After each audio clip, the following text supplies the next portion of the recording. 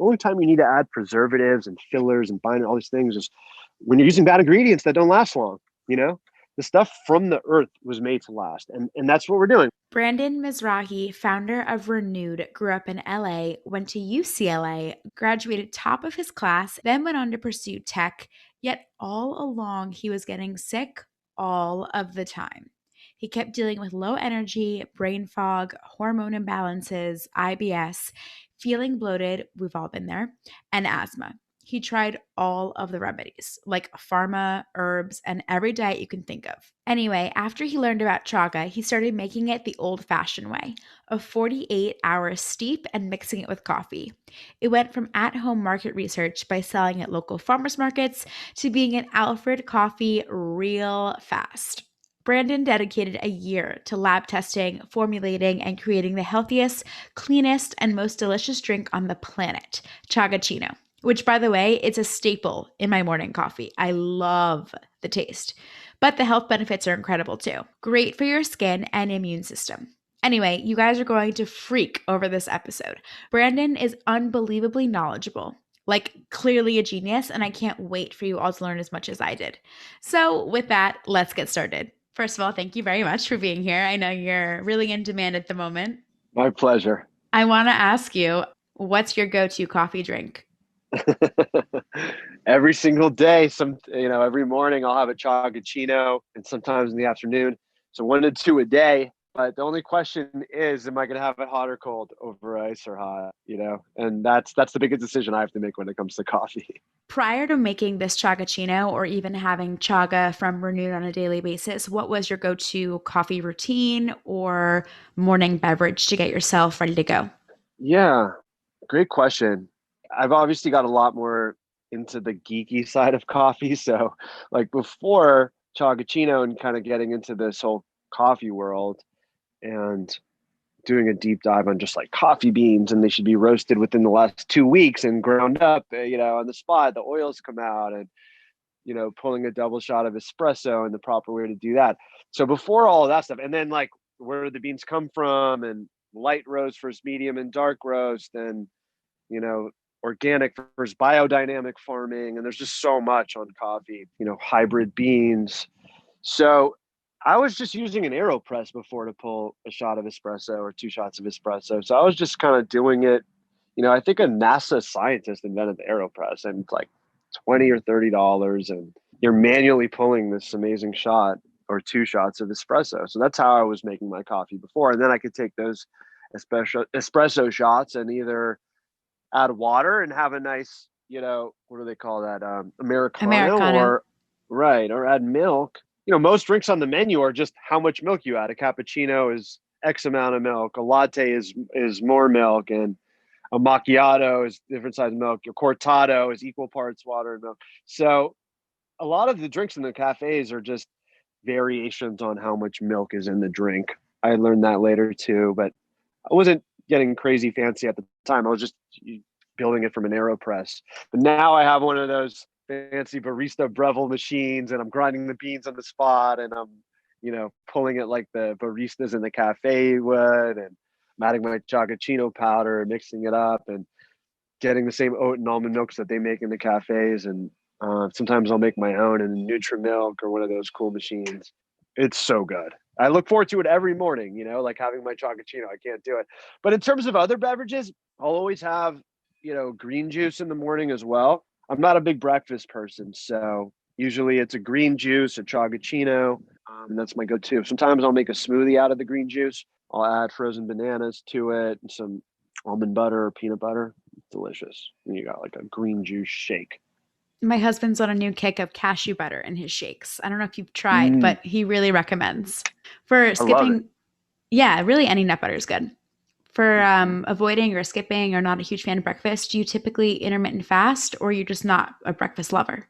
I've gone through periods of intermittent fasting and cycle it in and out. I think I'm a big believer in like an intermittent fast. The 16/8 I think is very doable, where you like, you stop having dinner around 6 or 7 o'clock, and you stop eating at that point, and then first meal at 10 a.m., 11 a.m. Sometimes I cycle it. I've tried all the diets. I mean, keto, blood type diet, low glycemic, paleo, low carb. I've literally done them all. For me, like it's just what I try and do what's manageable and what I also have like a quality of life enjoyment. And like with keto, for example, I was doing it very strict, like no ketchup, no teriyaki sauce, no, anything with sugar. And I was measuring my blood, my ketones. I was definitely in ketosis. So I know what it's like to fuel my body from fat instead of sugar. And I know the feeling, and it is good, but the quality of life is tough. And I ended up eating so much meat and cheese, and it's really hard to do plant-based. Maybe they're starting to come up with methods to do it, because this was years ago when I got really into the keto kick. But the Chagaccino is keto friendly. Keto just means like low carb. Keto just means low glycemic. And maybe some people treat keto now like it's a day of the week, like a meatless Monday. I'm going to do some keto today, or I'm going to go low carb today. It's an extreme and an extremely hard diet. I've done like 5-day fasts, and Wait, I've done some really extreme 5-day things. fast. Yes. What? There's a doctor out of USC who's like a longevity, health and wellness, anti-aging specialist named Dr. Walter Longo. And he's at the university. He's published a lot of peer-reviewed papers. And you may have heard of it, he has a program called Prolon. Basically, like when you're intermittent fasting or in ketosis or in these states, all of the mutating cells in your body, precancerous cells or anything that kind of has damage gets cleaned out. It's kind of like this internal car wash in your body, basically like resets. And one way to do that is by fasting. After about 3 days, I would say, you get into that state where your body is just getting rid of all those unhealthy cells. And they recommend doing it quarterly or semi-annually, so 2 to 4 times a year. It's just not easy, and it's not fun. You know what I mean? It's like, that's the thing. Like, and that's the concept around the Chagaccino. Is that's why I have it every day. Like these diets I tried this, I've done that, I've tried this 5-day fast, and I experiment a lot on myself, just always also to feel better With and this heal fast, did myself. you drink other Yeah, things besides water, or just water? Yeah, water and tea, but it has to be like a no calorie, no caffeine type of tea, like a hibiscus. It's like 300 calories a day because you're getting your vitamins in it. He has this program where you get your vitamins and these little like packets that you put water in, and it ends up being like 200 or 300 calories for the day. So you're getting the vitamins in your body you need, but you're still in a fasting state. I need to interview him next. Are the You should vitamins? interview him. I Yeah, should. Dr. Walter Longo. Yeah, it's incredible stuff. Are the vitamins that you're taking the same across the board, or he draws blood to see like what you need versus someone else? They're the same because they've done clinical trials. So they basically want to keep you in a fasted state, but giving you the least amount of calories and vitamins and supplements that are necessary. So they make the fast a little easier by doing that, and they make sure that you have those vitamins in your body, but you're still in a fasted state. So it's based on like clinical trials, and they're not customizing it per person. Okay, interesting. Wow. Yeah. All right.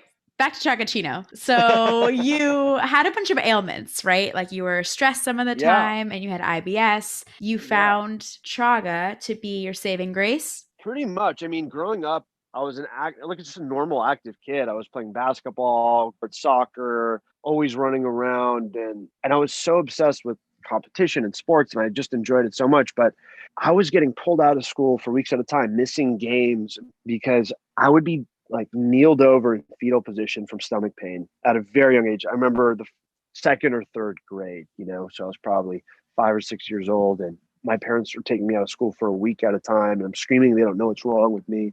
Going to see every doctor, every specialist. And, they check in the Western system. They'll usually check for diseases, or they'll usually check for, cancer or diseases or growths or things like that. But no one ever thought to say, hey, what are you eating every day? Like, what's in your diet? A wholesome perspective was missing.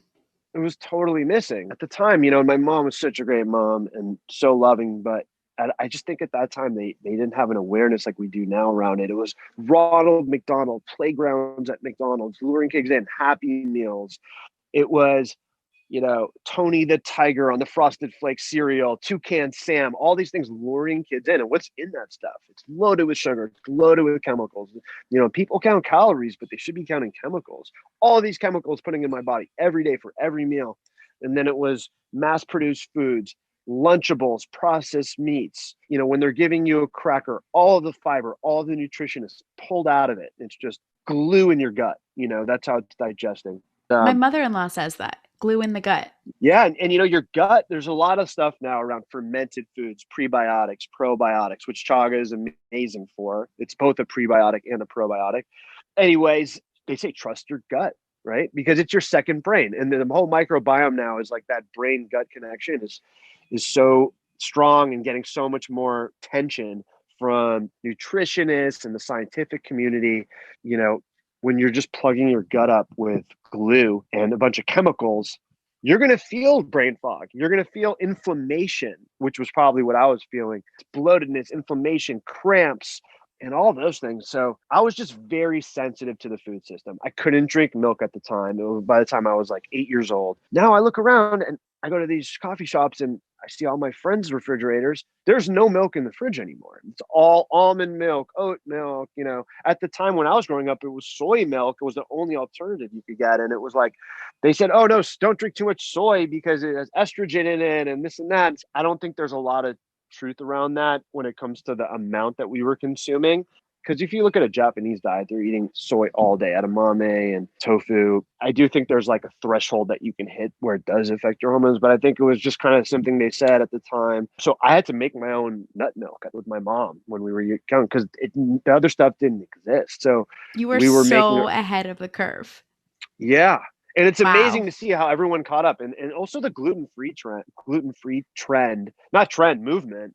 It's here to stay. I was in Rome a couple of years ago. Every restaurant has gluten free on their restaurant windows and restaurant free gluten free on their menus in Italy, and that's like the pasta capital of the world. So I was like blown away by that. This is not just a national thing. This is like a worldwide thing. And now I'm seeing everybody is lactose intolerant. Everyone is having these gut problems now. Everyone is gluten free because, again, I don't think there's a huge problem with bread when you do it the right way, when it has the fiber, when it has the nutrients in it, the way that like our ancestors made it. But when they're sucking it out in a lab and making white rice by taking all the nutrition out, all the fiber out, and they're just leaving you with this like sticky glue that goes into your gut and spikes your insulin levels.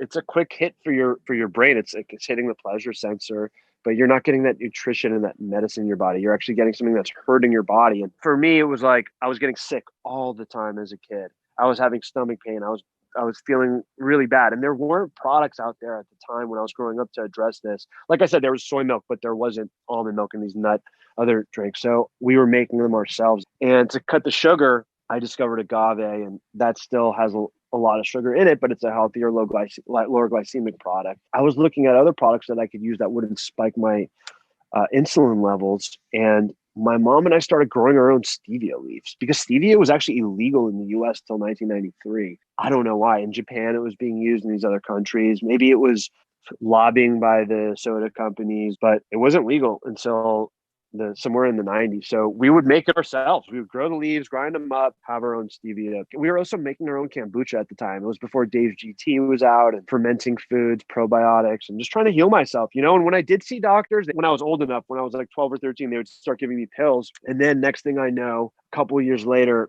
I have hormone imbalances. I have all this brain fog. My bone density was so low that the doctor was scared that I was going to break my bones just walking. And I'm a guy who's playing basketball and sports and all this stuff every day. And I'm like, how is Wow. that possible? So That's I had a scary. really bad experience with pharma. I just tried to heal myself with diet, food, herbs. Like I said, we were experimenting with the blood type diet at the time. We were experimenting with every diet under the sun. And when I say diet, it wasn't like calorie related. It was just the right food combining and the right ways to eat, paleo, keto, blood type, those kind of things, intermittent fasting. All of those things did help, and then luckily, fortuitously at the time, when I was about 16, I started dating a girl whose parents were near Burning Man. They lived out there near the Nevada, I don't know exactly where Burning Man is, but I think it was near the Nevada border. Anyway, somewhere in Northern California. And it was off the grid. That's the thing. Literally, like they lived in a mountain that they built, and it was completely off the grid, solar powered. Wait, you're Uh, 16 at the time? yeah, How did you meet this person if she's like in a cave in the mountains?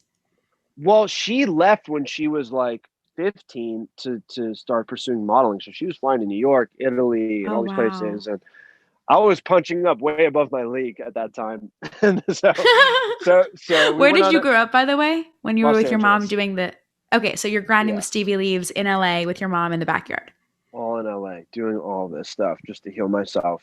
And I was always someone that really cared about the flavor of things too. I didn't want to just eat chalk and plug my nose and take a wheatgrass shot and have to suffer. Like food should be pleasurable. And you really see that when you go to like Napa and you have a carrot out there that's not a Monsanto seed and it's like organic, or maybe it's biodynamic farmed, and you can just eat that carrot on its own and no sauce, no like, and it's delicious. And it's just like the quality of the ingredients matters so much, and I learned that just about at a young age, just that purity of ingredient really matters and makes things taste good. You don't need to add all these fillers, binders, preservatives, chemicals. You only need to do that when you're using bad ingredients and you're trying to get something that tastes good. You had artificial, natural flavors and all that stuff. But if you have pure, really good ingredients, nothing's necessary to be added. So I was always formulating with my mom for taste growing up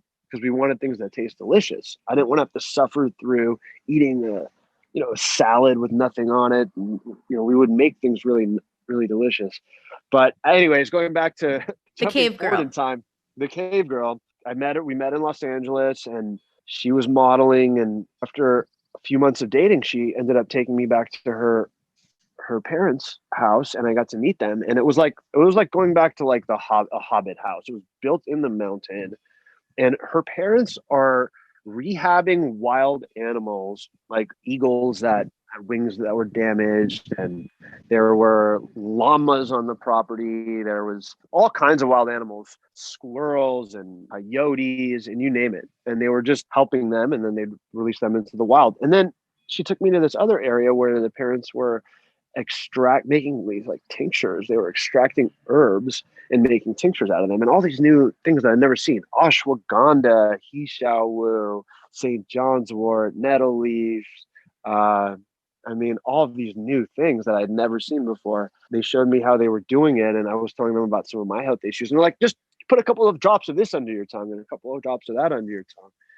And so I started experimenting with these plant extracts, and then they would ship them to me, and I was taking them. And I learned that every country has their sort of superfood adaptogen. It's maca in Peru, and it's Hisha Wu in Japan, and it's medicinal mushrooms like Chaga, reishi in Eastern Europe and Asia. And I like to think about the adaptogens as sort of the cream of the crop of superfoods. There's 12 to 15 of them, and they have indigenous use. They go back thousands of years, predate religion. They're safe. There's efficacy behind them. There's a lot of research. Chaga, for example, has over 1,600 research papers, peer-reviewed, PubMed, John Hopkins, Sloan Kettering Cancer Research Center. We can't make disease claims, but all of those studies are out there. Tumor shrinkage. So if it could treat that, imagine what it can do for a healthy person. It's just someone who wants to like live well. So I got really into that world, experimenting with herbs, learning how to make extracts, all in this journey of trying to heal myself. That was kind of my foundation into this. It was just my health and wellness journey was all about trying to heal myself. I was poisoned by the food system, poisoned by pharma, and extra sensitive to it than the average person. But I started to see everyone is experiencing these same issues. It's just happening a little bit later for them. From the lactose intolerant issues to the gluten-free issues to the low glycemic keto movement to the adaptogen movement and superfoods and clean ingredients. And now people are being more mindful about natural flavors, because natural flavor sounds good. Before we were worried about artificial flavors. Natural flavors are made in a lab and highly processed. And it's a way for the food companies to hide what's in your product. If you look at the ingredient panel on a Coca-Cola, it'll say high fructose corn syrup, water, natural flavors. And then there's also phosphoric acid in there. But that's it. So you're like, okay, what's actually in this Coca-Cola? Is it vegan, vegetarian? You see me freaking out, but anyone who's listening can't see my head nodding a million miles an hour. I am so adamant about this. I have emailed companies, I have DM'd companies saying, like, I really enjoy your food, but I want to make sure that what I'm putting in my body is safe. Can you tell me what these natural flavors actually are? Some have said they can't because it's, what's that word? Proprietary. Thank you, proprietary, which I think is kind of a cop out. But I think you're hitting the nail on the head. This is going to be a huge issue in the next however many years because we kind of forgot now like how artificial flavoring is even a big deal because it's not really in that many products.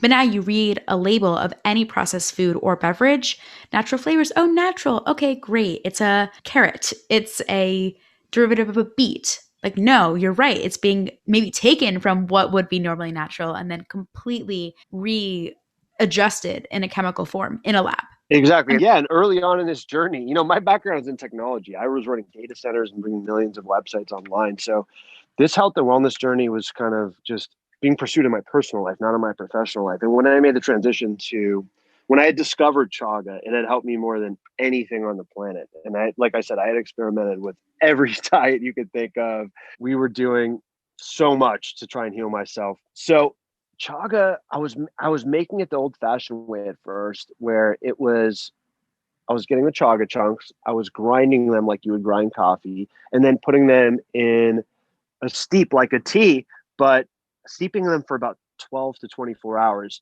And I didn't want to leave the stove on for that long, because who knows what can happen with the gas and so I bought a crock pot, electric, and that's how I recommend doing it for anyone who's interested. And chaga is the reason I landed on chaga was because it's really a unique mushroom. It's in the fungi kingdom, and there's about 1.6 million fungi in the kingdom. Obviously, there's the plant kingdom and the animal kingdom that we're in. As these kingdoms split apart during evolution, this is the really boring part that I'm getting into right now. No, this is Um, awesome. I have a question. A friend asked yeah. me what chaga really was, and I said it's a mushroom. And there's a bunch of benefits. And I took the chaga box from Renude that I have and I read off all the benefits, more antioxidants than cherries and blueberries, whatever. She's Mhm. like, okay, but I Googled chaga because I saw you post it and it says it's not a mushroom. So depending on who you're talking to or what area it's from, could that affect if it's called a mushroom or not? Yeah, that's a great question. There's even argument among mycologists about chaga because it's so unique. But right now, it's in the fungi kingdom and considered a mushroom.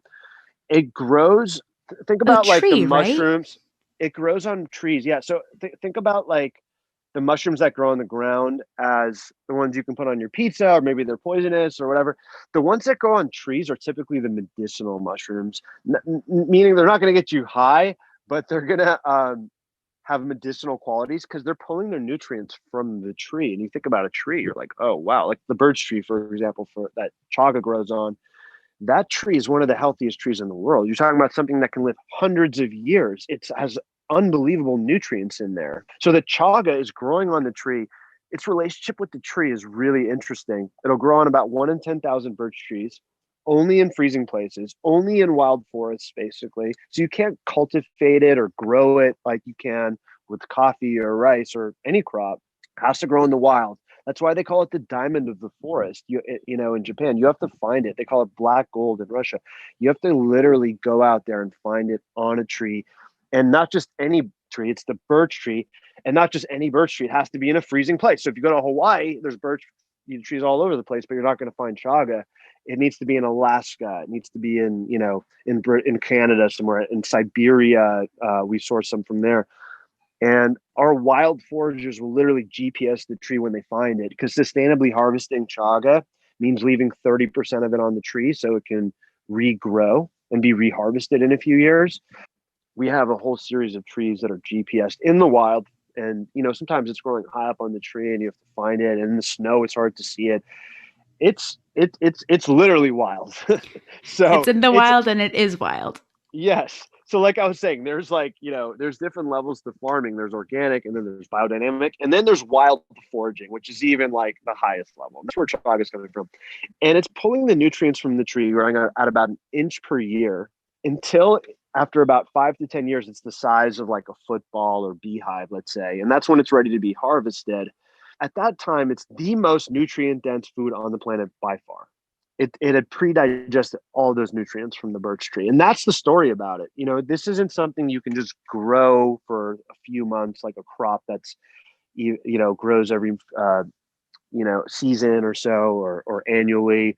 This has been 10 years on this, one of the strongest, healthiest trees in the world. So we're talking about highest antioxidants on the planet by far. Compared to acai, blueberries, it's like 30 pounds of carrots or 3 pounds of blueberries per serving, for a gram of chaga, which is a very small amount. And there's about that much in every chagaccino.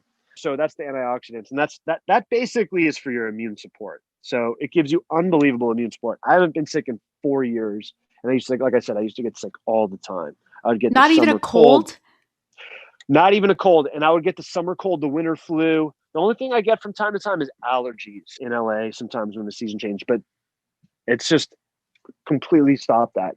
It's an immunomodulator, meaning like when you go, and I know I'm getting really technical here, but when you go to like Whole Foods and you're feeling under the weather and you buy that echinacea or those pills, what do they call them? Like vitamin I C forget. and zinc? Yeah, vitamin C, zinc, but there's like names for Emergency, yeah, but I don't really like yeah, that. like The second yeah, ingredient so is sugar. So it's like, yeah, okay. right. But products in that family, those are all meant to like hit the gas pedal on your immune system. And like when we get sick, it's either a virus or a bacteria that comes into our system. And people are so aware of this with COVID now and the masks and everything. But basically, there's two types of ways to traditionally get sick. It's either a virus or a bacteria that comes into our system. Whether you got that from going to the gym and touching something, or touching your face, or being in a steam room or a shower, or like just talking to somebody that was sitting across from you. There's so many ways for these things to come into our body, and a lot of times they're not that threatening. A lot of times they'll just go away on their own. But I had an overactive immune system, meaning like it would see a little spark come in and then it would call the firing squad and say, "Hey, bring the hoses over. We need to like get this fire out before it becomes huge." And they'd call the fire department, and then boom, I have 102 fever. I'm in bed for a week. I'm like, oh God, that's my body's immune response to this bacteria or virus. And that's kind of putting the gas pedal on it. And that's what a lot of these products do when you're feeling sick. But what Chaga does is it's an immunomodulator, so it can actually hit the brakes on your immune system and say, "Hey, that spark's not going to turn into a fire. We don't need to send the firing squad out. We don't need to have a huge fever and make this guy feel sick or this girl feel sick.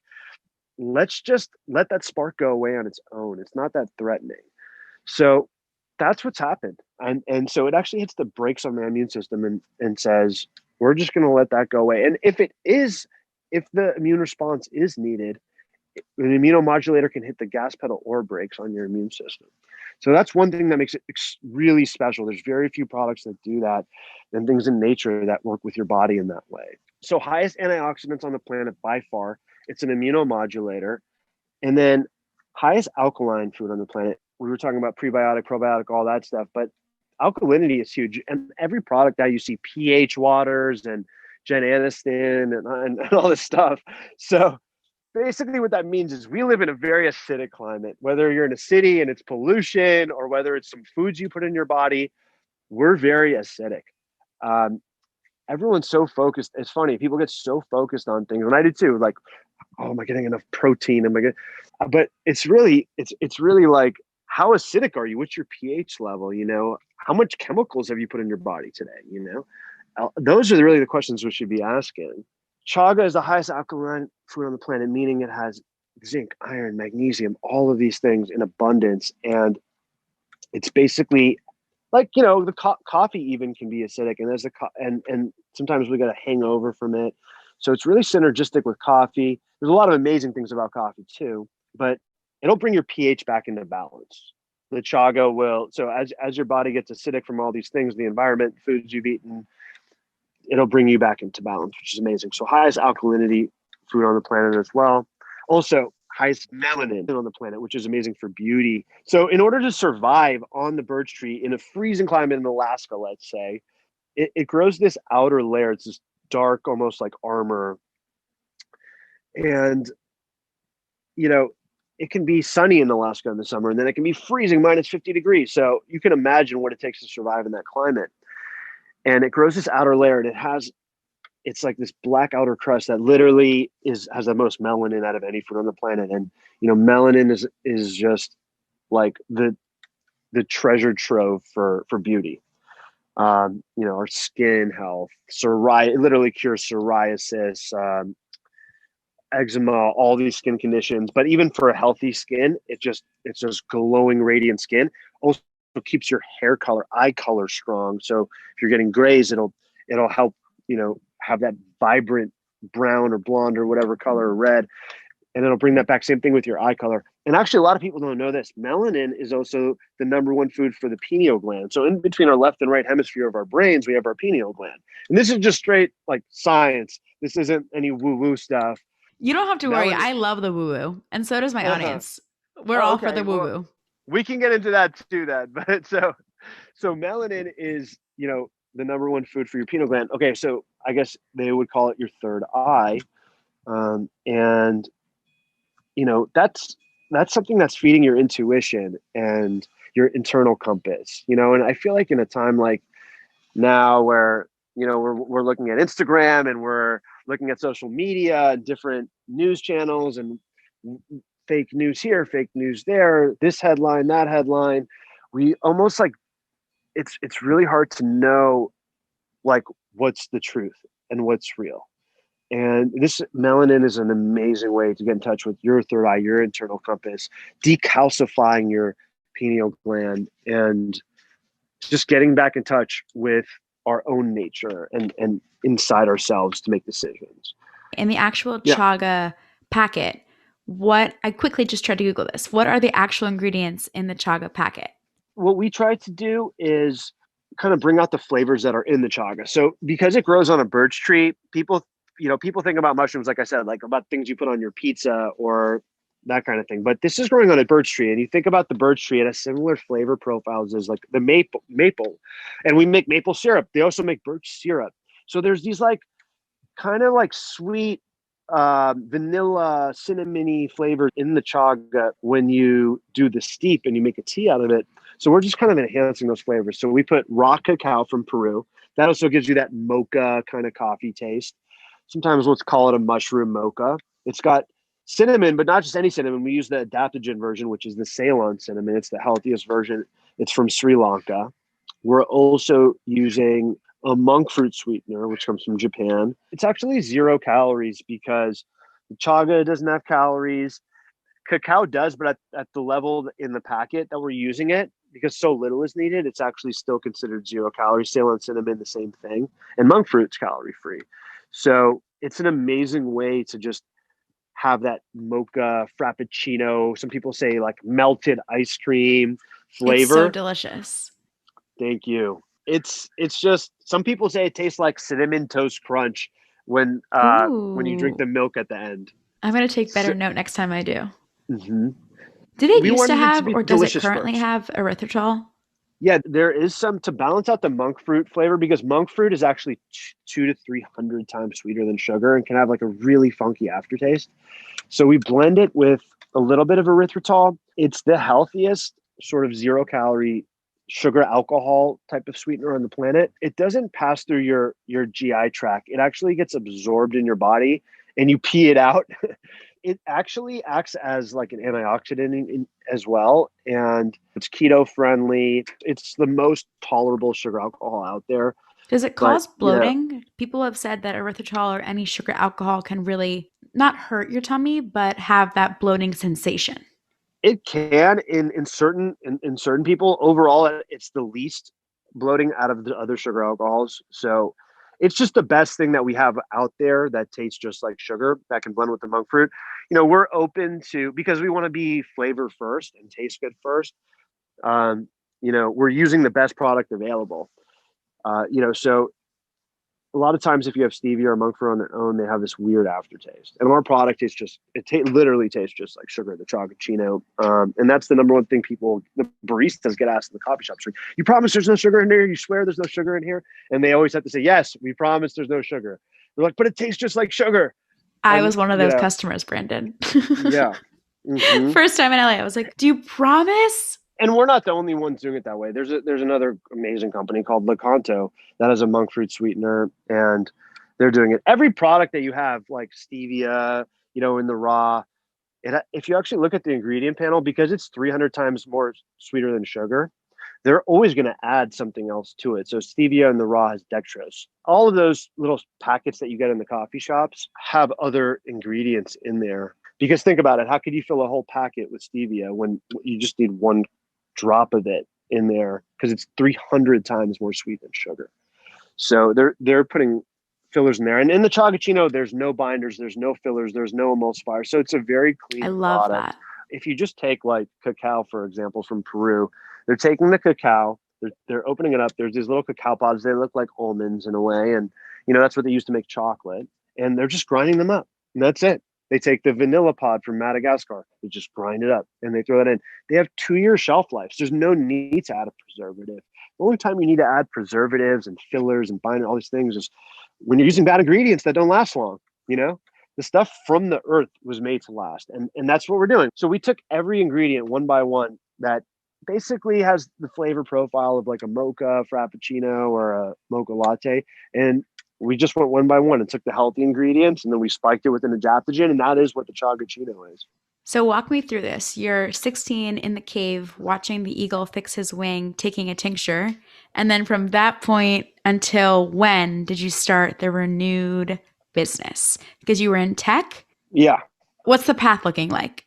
I'm guessing not Yes. linear. No. So I'm building data centers, bringing websites online. This is in the late 90s, early 2000s. That whole tech boom happened, and I taught myself to program and build servers and Did all you go that to stuff. I school for tech or did you do anything in nutrition? No, I've just always been a curious tinker type of person. I went to school. I graduated top of my class at UCLA, summa cum laude.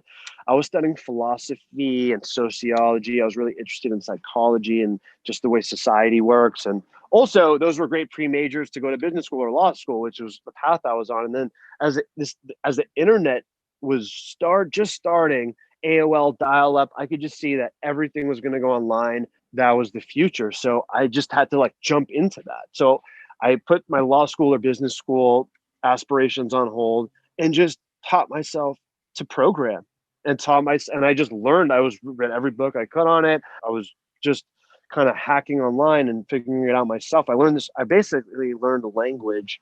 It is a language, and it's a constantly evolving language and changing language. I taught myself, launched a website in the late 90s, early 2000s, and started saying, hey, if you want to start bringing your companies online, I can help you. And millions of websites we brought online to the point where we had to build a data center, a whole big server farm for all these Wow. websites to house them. Yeah.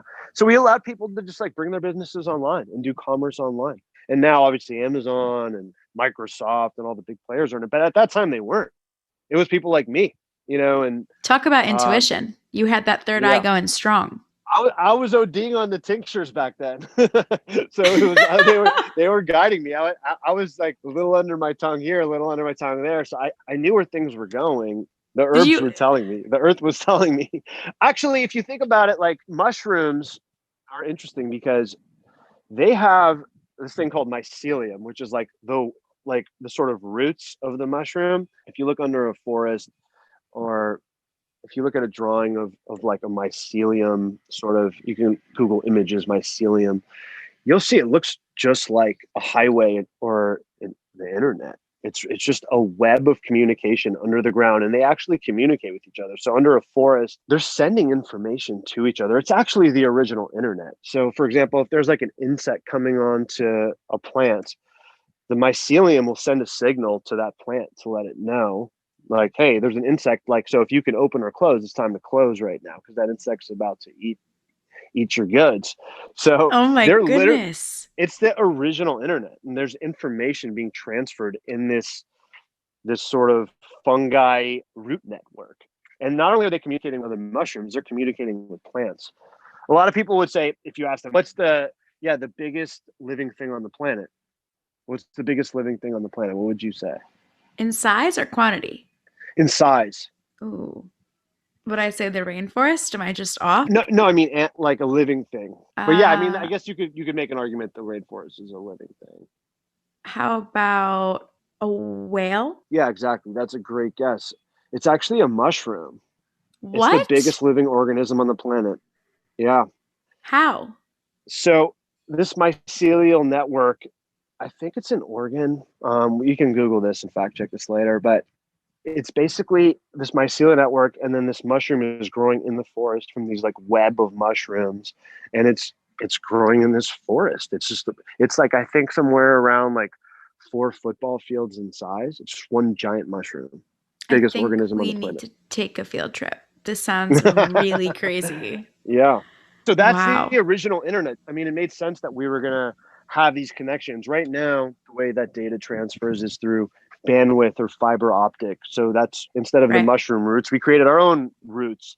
And these fiber optic cables are just our version of mushroom roots. And the information that we're sending on our computers and even these sound bites are traveling through those cables that are built underground. You know, we built telephone poles above ground. Sometimes they're buried, but all of the data transfer, the information highway for the internet is built beneath the ground. You know, there's companies like Global Crossings that actually built lines beneath the ocean. So it's just like almost a glass tube, and the information is bouncing in those glass tubes in ones and zeros at the speed of light. That's how information travels. And so we had the blueprint for that in these mycelium, which are mushroom roots. You're That's just what, yeah. brilliant. That's what I'm realizing through talking to you. So you built a data center. Yes. Now bring me to Renude. So I was, like I said, I was making chaga the old fashioned way. I was doing that steep in my crock pot, and then I was doing different recipes with it. So after I made it, I had this like really rich medicinal tea, and it was helping me more than all the other adaptogens and superfoods and diets I was having. I was then putting it in, I was bottling it, putting it in the fridge, similar to how I make my kombucha. I would then, once I do the second fermentation, I'd put it in the fridge or like spice it up a little. I put like pomegranates in it, blueberries, this flavor, that flavor. I was doing the same thing with the chaga tea. So I was doing like organic lemons and then some agave and making a chaga palmer, this really medicinal, delicious tea. And then I was experimenting Yum. with different flavors. And every time my friends kept coming over, they kept drinking all of my supply. So I was like, oh my God, I can't even keep any of this stuff in my fridge for myself. So I was like, all right, I got to get this out there. This stuff's helping me, and my friends are drinking it all, my family. Instead of hiring some expensive market research group, we said, all right, we got farmers markets down the street from us. I'm right here in Melrose Place, in Hollywood, and Malibu. We're lucky to live in LA. You know, there's so many people going to these farmers markets. So I registered a company. At that time, I called it On Chaga. I didn't know what I was going to do. You know, sometimes they say entrepreneurship is jumping out of the airplane and you build a parachute on the way down. I just jumped out and I registered the company, and How then old are we you at figured this out time? I'm already like I'm in my mid 30s at this time. So all I've known is the internet world, and my friends are saying you're crazy. Like if you want to do another company, you should do it in the skill sets that you've learned and around programming or internet or build an app or do this or that.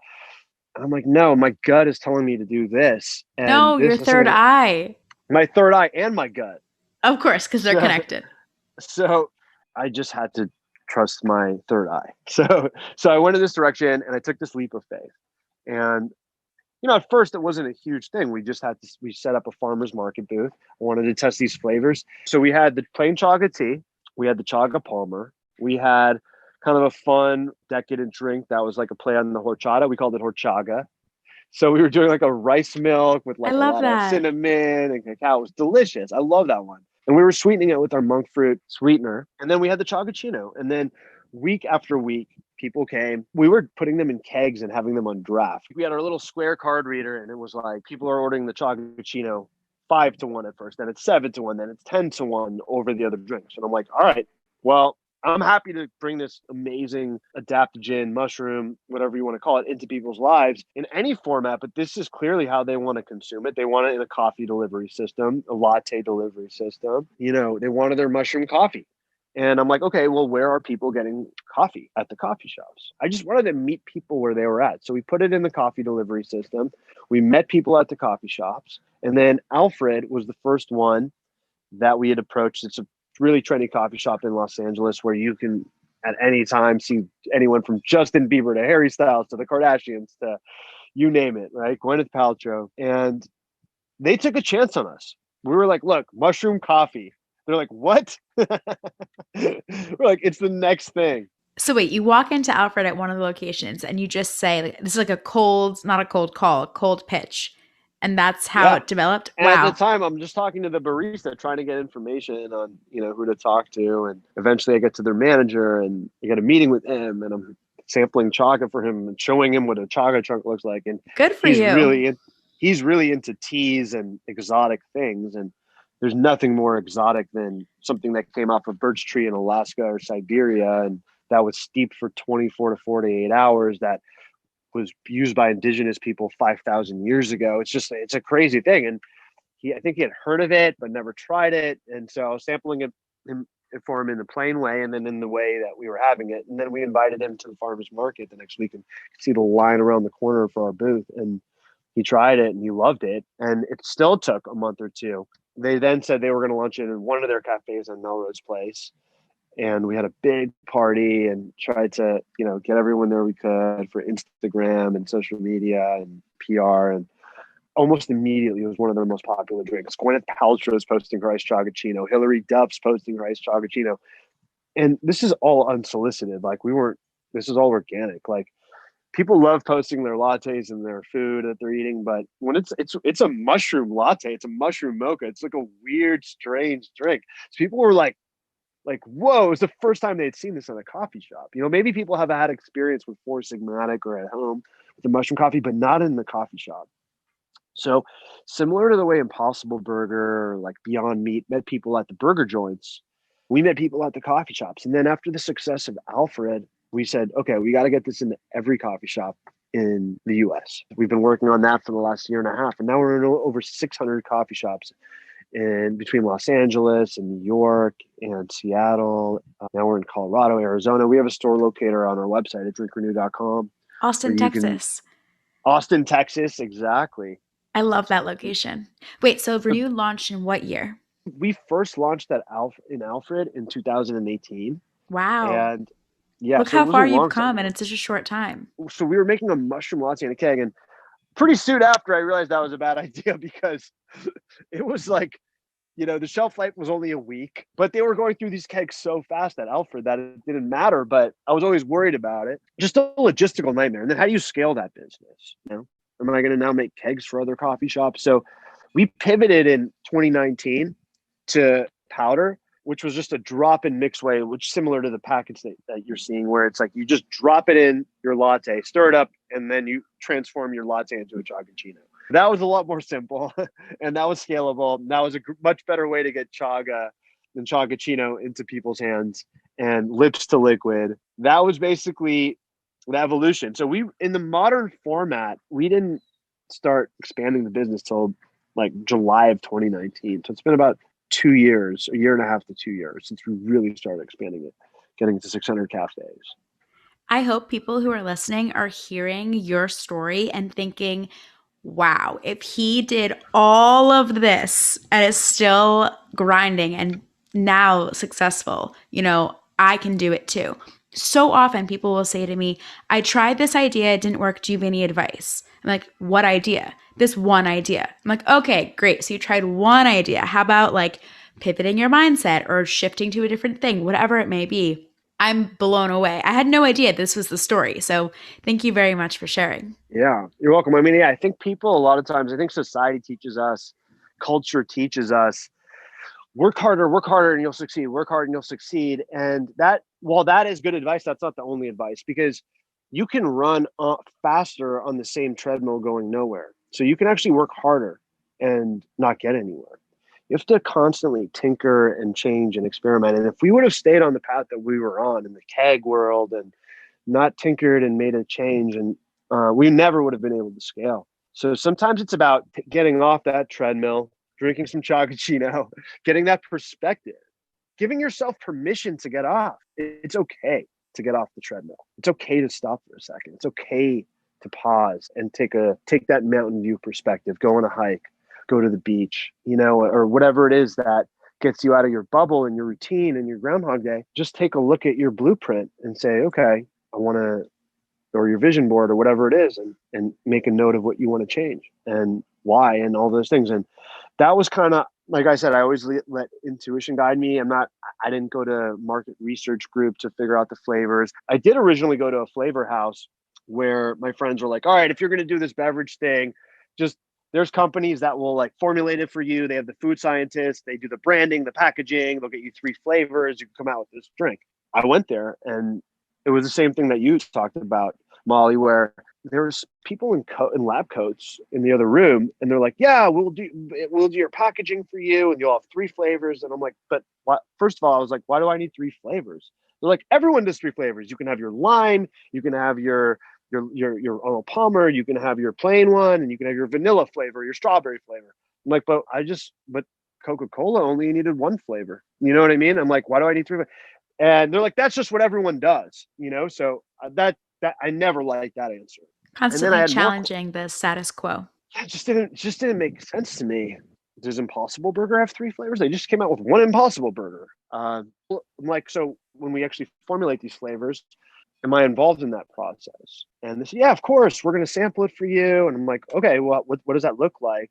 They're like, well, we have our flavors person in there, and they're wearing like a white coat. I'm like, okay, so if I wanted to do like a lemon flavor, they're like, yeah, we have our lemon flavor in there. I'm like, oh, okay. And then I find out that it's a natural flavor. I'm like, well, so where does that lemon flavor come from? And they're like, basically, they're trying to get you to buy their lemon natural flavor to use in your beverage. So you're on the hook for their lemon flavor. So they're helping you create this recipe in hopes that they can be sort of your gas station that you have to go to every time you need that lemon flavor.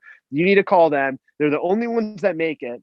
And then, yeah, of course, there's other companies that make a lemon natural flavor, but it's always going to be a little different. So it's going to taste different. So you're kind of on the hook for their flavor. And then I'm like, well, what's in that lemon flavor? And they couldn't tell me.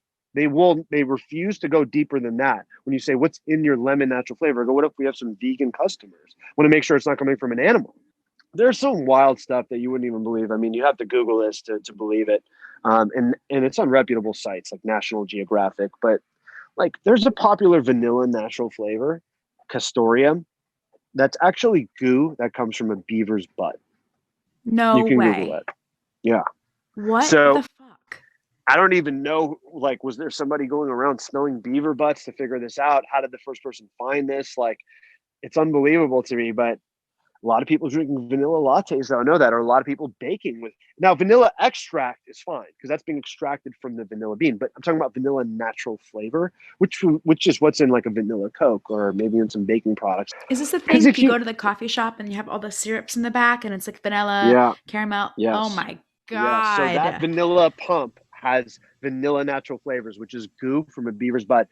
Castoreum, you can Google that and fact check that. That's 100% true. Wow. I don't want to drink beaver butt juice. I just want real vanilla. So I was like, okay, see you later. Flavor house. Like I'm not going that route. There was a lot of like trial and error and a lot of obstacles in this journey. And it is not easy. There's a lot of pivoting and a lot of experimenting, and a lot of tinkering and a lot of hard work. And it's all of those things and a lot of timing and a lot of luck and a lot of, the right people and the connections. And it's all those things, I think. And you didn't give up. I think perseverance is a big component in your story. Totally. And we had a lot of setbacks. Like when we got out of the keg business, there was no more Chagaccino at Alfred. So we weren't selling a product for about 3 months. I was almost going to stop. I was like, all right, this was great. Like we did this thing at Alfred. We had the kegs. We had Gwyneth Paltrow drinking it. We had all these celebrities drinking it. We made some good friends, and I was like ready to hang it up. And then Alfred, the managers and owners called me and they said, look, people are going crazy that we don't have Chagaccino anymore. We need to bring it back. They were actually the ones that said to me, look, we don't have any more room for kegs because we just brought in like our cold brew keg and our and a kombucha brand or a green tea keg or something like that. I forget what it was, but they're like, we want to just drop it into our espresso and into our lattes.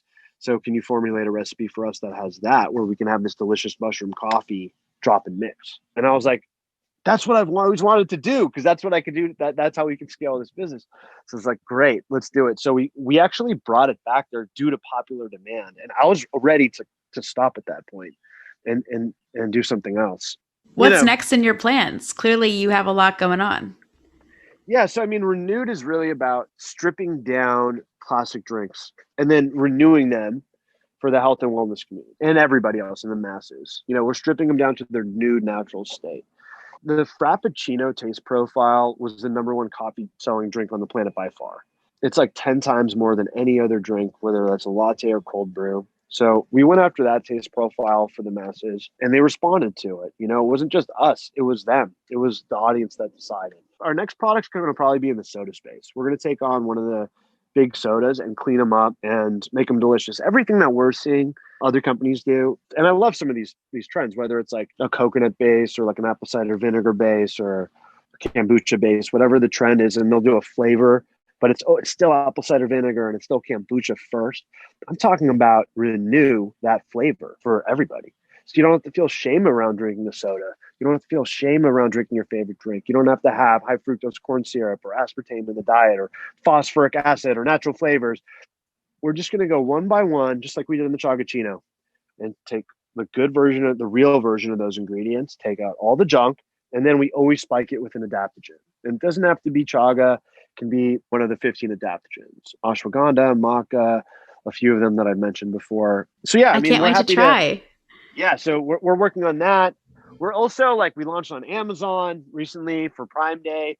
They recruited us in their recruitment and development program, which was amazing. They want the hot new products on Amazon versus Walmart and Target and whatever. So that because they care so much about their audience, and they've been developing this with us and getting us on and helping us launch our product. We just launched on the 21st. We literally almost sold out within 2 days on Amazon, and then Kourtney Kardashian ended up reaching out. She was a huge fan of the Chagaccino. We sell on her It's website on on Poosh. Poosh. Yes. Yeah, it's Poosh approved. A lot of other fun things in the works. Some I can't even speak about because I have NDAs, but we're really moving at a fast pace right now. It's incredible to see. What is one product that you really recommend and cannot live without? I mean, that's a great question. I personally go through a lot of different like phases. I have a little bit of like a compulsive personality. So I'll like cycle things in for a while and then I'll stop and then I'll cycle things in for a while. So lately I've been loving like my sweet green salad for lunch. I'm trying to get on this. I'm trying to be healthier. So that's what I would say lately. Yum. All right, before I let you go, can you share with everyone where they can buy the Chagaccino and where they can find Renude online, on Instagram, TikTok, Twitter if you have, or your personal? Yeah, so we're drink.renude on Instagram. And we have a really fun TikTok under that same handle, drink.renude. And renude is spelled Renude. So it's nude like naked. For the Facebook people, we also are on there, drink.renude. And yeah, you can Google Chagaccino. It's spelled Chagaccino. Or you can just go to our website, drinkrenude.com.